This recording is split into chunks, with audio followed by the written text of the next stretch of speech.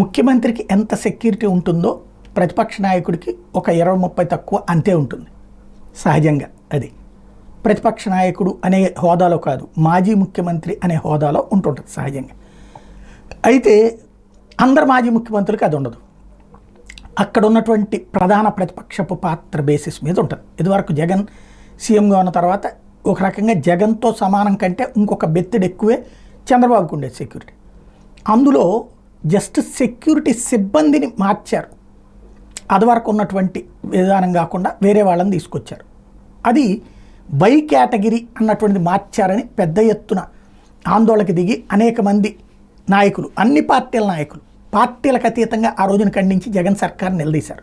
No doubt, తప్పేం లేదు. ఎందుకంటే చంద్రబాబు గారు సుదీర్ఘకాలం పాటు ముఖ్యమంత్రిగా చేసిన ఆయనకి ఆ సెక్యూరిటీ ఉండాలని కోరుకోవడంలో తప్పు లేదు. సుదీర్ఘకాలం చేశారని కదా ఆయన ప్రతిపక్ష నాయకుడిగా ఉండి అని. ఇప్పుడు జగన్మోహన్ రెడ్డి ఏకంగా కోర్టుకి వెళ్లాల్సి వచ్చింది. అప్పుడు చంద్రబాబు గారు కోర్టుకు వెళ్ళారు, జగన్ వాళ్ళు సెక్యూరిటీ తీసేస్తున్నారు. ఇప్పుడు జగన్ కోర్టుకు వెళ్లాల్సి వచ్చింది, నా సెక్యూరిటీ తగ్గిస్తున్నారు అన్నటువంటి. అంటే ఎవరు అధికారంలో ఉంటే వాళ్ళు ప్రతిపక్షంలో ఉన్నటువంటి వాళ్ళ సెక్యూరిటీ తగ్గిస్తారు అన్నటువంటి పాయింట్ ఇక్కడ ప్రస్ఫుటమవుతుంది కదా. ఆ రోజున మాట్లాడిన ప్రజాస్వామ్యవాదులు, రాజకీయ పార్టీల నేతలు ఇవాళ ఎవరు నోరు మీద పట్టలేదు. అదే స్పెషల్.